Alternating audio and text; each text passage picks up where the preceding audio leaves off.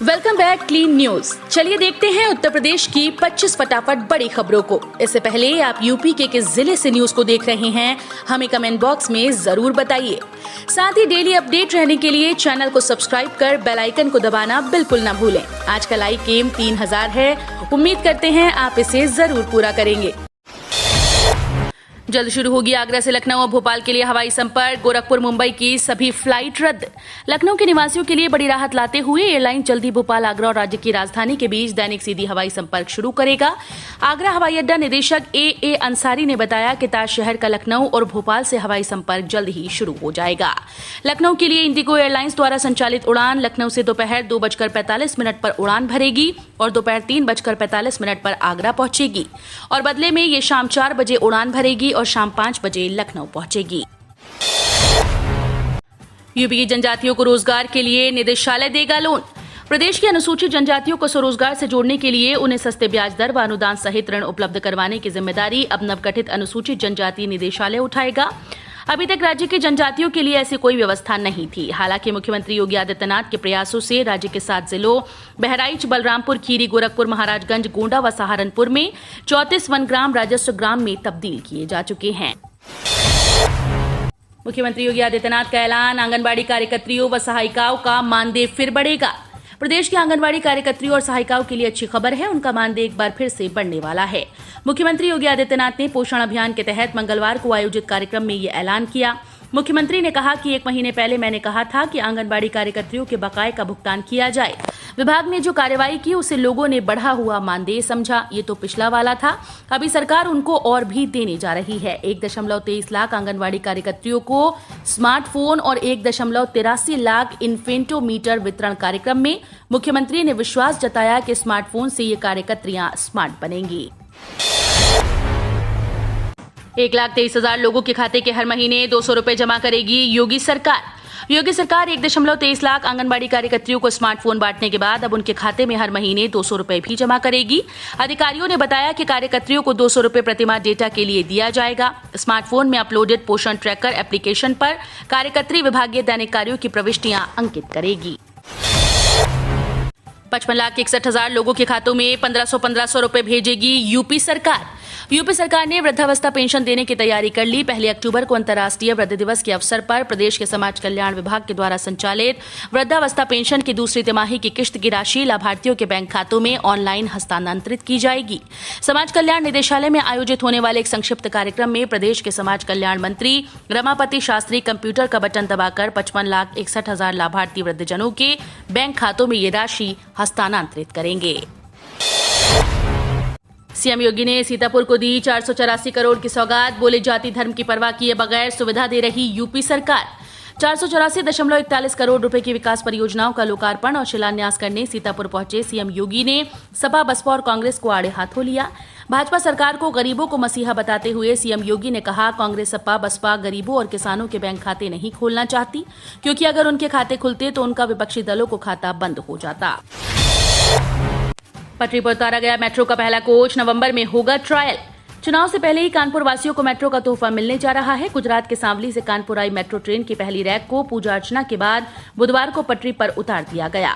इसके बाद metro train की असेंबलिंग का काम शुरू किया गया। ट्रक से आए मेट्रो कोच को क्रेन के जरिए डिपो में उतारा गया और फिर उसे टोइंग मशीन से खींचकर असेंबलिंग एरिया में ले जाया गया। इस दौरान कानपुर मेट्रो एमडी कुमार केशव भी मौजूद थे। अब पहले ओटीपी के जरिए होगी आधार कार्ड की जांच, फिर बनेगा राशन कार्ड। राशन कार्ड में फर्जीवाड़े को रोकने के लिए सरकार राशन कार्ड आवेदन की प्रक्रिया को पूरी तरह से सुरक्षित बना रही है।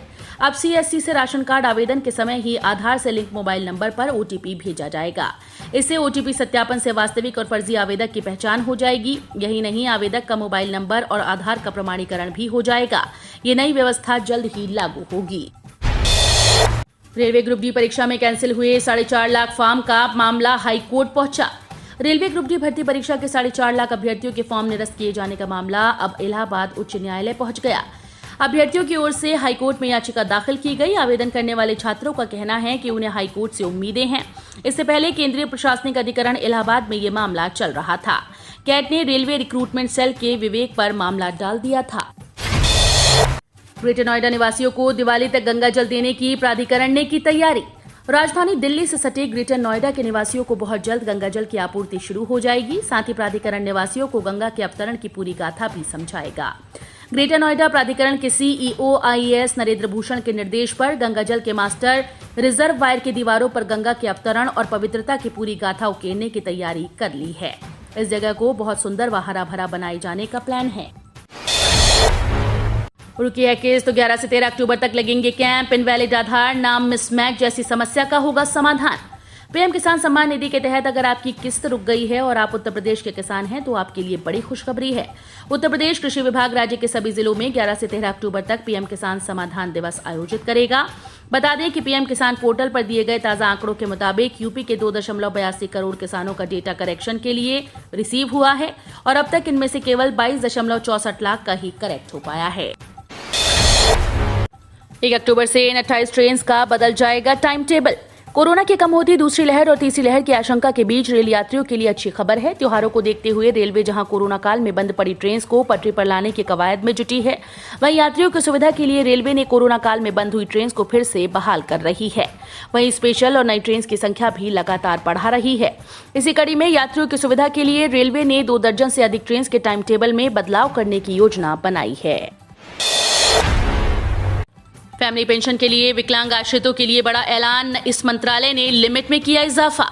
रक्षा मंत्रालय ने बड़ा ऐलान किया है। रक्षा मंत्रालय ने मानसिक या शारीरिक अक्षमता से पीड़ित बच्चों, भाई बहनों को पारिवारिक पेंशन देने के लिए आय मानदंड बढ़ाए जाने का फैसला किया है, जिसके अनुसार ऐसे बच्चे भाई बहन आजीवन पारिवारिक पेंशन के लिए पात्र होंगे अगर परिवार पेंशन के अलावा अन्य स्रोतों से उनकी कुल आय सामान्य दर पर हकदार पारिवारिक पेंशन से कम रहती है, जो उनके द्वारा लिए गए अंतिम वेतन का 30% है।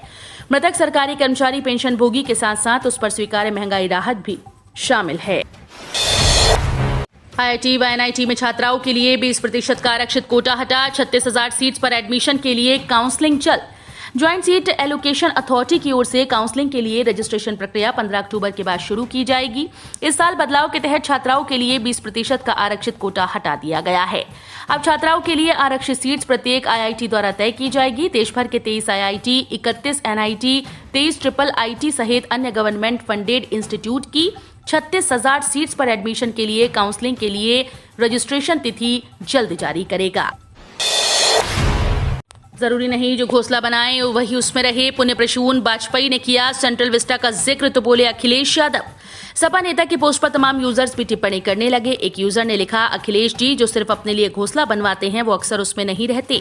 आपके साथ 2017 में कुछ ऐसा ही हुआ था, लेकिन योगी जी और मोदी जी की जोड़ी ने पहले गरीबों के लिए घोंसला बनवाया, फिर देश हित में काम करने वाले जनप्रतिनिधियों के लिए घोंसला बनवा रहे हैं, इसलिए वो जरूर रहेंगे। इस यूजर को एक अन्य यूजर ने जवाब देते हुए कहा, किसका घोंसला बना दिया, हमें तो अभी तक यही लगा कि ये उजाड़ रहे हैं।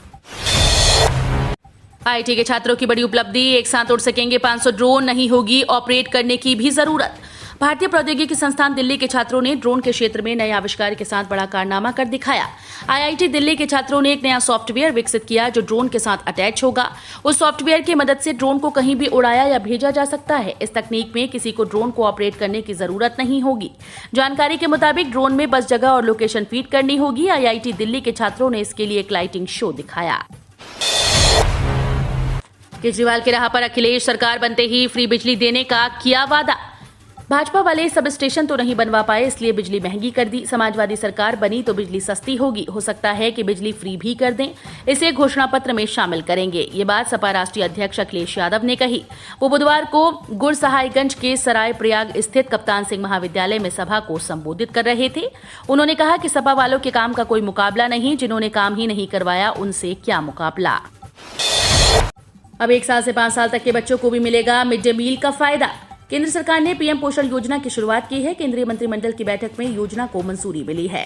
इससे देश भर के 11.2 लाख से अधिक सरकारी और सरकारी सहायता प्राप्त स्कूल के छात्रों को फायदा मिलने की उम्मीद की जा रही है। अहम बात यह है कि इस योजना के दायरे में अब 1 से 5 साल तक के बच्चे भी आएंगे। आपको बता दें कि मिड डे मील योजना का लाभ 6 से 14 साल तक के बच्चों को मिलता था, लेकिन अब पीएम पोषण योजना के तहत दोनों वर्ग के बच्चों को दोपहर का भोजन दिया जाएगा। किसानों के लिए जरूरी खबर, 4,000 रुपए पाने का आज आखिरी मौका। पीएम किसान सम्मान निधि योजना के तहत किसानों के पास 4,000 रुपए पाने का आज आखिरी मौका है। जी हां, ऐसे में अगर आप पीएम किसान योजना के तहत पैसा चाहते हैं तो आज ही रजिस्ट्रेशन कराना होगा। अगर आप आज रजिस्ट्रेशन करा लेते हैं तो आपके खाते में पीएम किसान योजना के तहत 4,000 रुपए आएंगे। बता दें कि केंद्र सरकार की ओर से देश के किसानों को हर साल 6,000 रुपए की आर्थिक सहायता दी जाती है। योगी का ऐलान, अगले 3 महीने में 75,000 महिलाओं को बैंक से जोड़ेंगे। मुख्यमंत्री योगी आदित्यनाथ ने बुधवार को मिशन शक्ति के तृतीय चरण में निर्भया एक पहल के तहत 75,000 महिलाओं के कौशल क्षमता विकास और जागरूकता अभियान का शुभारंभ किया। इस मौके पर लोक भवन में आयोजित कार्यक्रम में उन्होंने कहा कि अगले 3 महीनों में 75,000 महिलाओं को बैंकों से जोड़ा जाएगा और प्रत्येक जिले में सम्मेलन कर उन्हें सम्मानित किया जाएगा। रतलाम नीमच रेल मार्ग दोहरीकरण को केंद्र सरकार की मंजूरी। 133 kilometre Ratlam Neemuch broad gauge line के दोहरीकरण के प्रस्ताव को केंद्र सरकार ने कैबिनेट बैठक में बुधवार को मंजूरी दी। 3 चरणों में मार्च 2025 तक काम पूरा हो जाएगा। इस मार्ग के दोहरीकरण से नीमच से औद्योगिक लद्दाख सहित यात्री ट्रेनों की आवाजाही भी सुगम होगी। अब इस सिंगल लाइन पर ट्रेन का 150% भार है। दोहरीकरण से नई ट्रेन की संख्या बढ़ने के साथ ही सफर का समय भी कम होगा। 150 विधायकों का टिकट काट सकती है बीजेपी, नए उम्मीदवारों को मिल सकता है मौका। यूपी सरकार के 4.5 साल के कार्यकाल के दौरान अनर्गल बयानबाजी करने वाले विधायकों पर भाजपा ने नजर टेढ़ी कर दी। भाजपा 2022 विधानसभा चुनाव में ऐसे उम्मीदवारों को टिकट नहीं देगी। साथ ही भाजपा उन विधायकों का भी टिकट काटेगी जो संगठन और सरकार की गतिविधियों में पूरी तरह से निष्क्रिय रहे। भाजपा इसको लेकर एक सर्वे भी करा रही है। सूत्रों की माने तो इसमें मंत्री से लेकर 2017 में हारे और जीते उम्मीदवार भी शामिल हैं। चीन में बिजली गुल, दुनिया भर की फैक्ट्रीज में हड़कांप, मोबाइल से लेकर कार तक की सप्लाई पर होगा असर। चीन में बिजली आपूर्ति का संकट गहरा गया। इस वजह से घरों की बिजली काटी जा रही है और फैक्ट्री को उत्पादन कटौती के लिए मजबूर होना पड़ रहा है। चाइना पावर क्राइसिस से देश के विशाल अर्थव्यवस्था के धीमा होने और वैश्विक आपूर्ति श्रृंखला पर दबाव पड़ने का खतरा है। भारत में कार, टीवी, मोबाइल और अन्य स्मार्ट गैजेट खरीदने वाले ग्राहकों को इस वजह से परेशानी का सामना करना पड़ सकता है।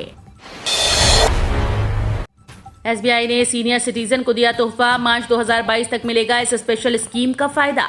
वरिष्ठ नागरिकों को भारतीय स्टेट बैंक ने फेस्टिव तोहफा देते हुए खुश कर दिया। अब एसबीआई की विशेष फिक्स्ड डिपॉजिट योजना का फायदा मार्च 2022 तक लिया जा सकेगा। यानी इस स्पेशल स्कीम को एक बार फिर से बढ़ा दिया गया। मई 2020 में देश के शीर्ष लेंडर ने वरिष्ठ नागरिकों के लिए SBI we care fix deposit योजना की घोषणा की थी, जो शुरू में सितंबर 2020 तक की थी, लेकिन कोविड-19 महामारी के बीच विशेष एफडी योजना को कई बार बढ़ाया गया। यूपी में कोरोना के 8 नए मरीज मिले। प्रदेश में कुल एक्टिव केस 159। उत्तर प्रदेश में पिछले 24 घंटों के दौरान कोविड-19 के 8 नए मरीज सामने आए, जबकि 23 मरीज स्वस्थ हुए हैं। राज्य में फिलहाल 159 मरीजों का इलाज चल रहा है। मुख्यमंत्री योगी आदित्यनाथ ने कोविड-19 प्रबंधन के लिए गठित टीम 9 की बैठक में कहा कि कोरोना की दूसरी लहर पर बने प्रभावी नियंत्रण के बीच जनजीवन तेजी से सामान्य हो रहा है। आज 33 जिलों में एक भी एक्टिव केस नहीं है, जबकि 20 जिलों में एक एक्टिव केस है। हम रोज ऐसे ही न्यूज लाते रहेंगे। यदि आपने अभी तक क्लीन न्यूज यूपी को सब्सक्राइब नहीं किया है तो फटाफट सब्सक्राइब कर लें। साथ ही बेल आइकन को प्रेस करना बिल्कुल ना भूलें ताकि लेटेस्ट अपडेट मिस ना हो।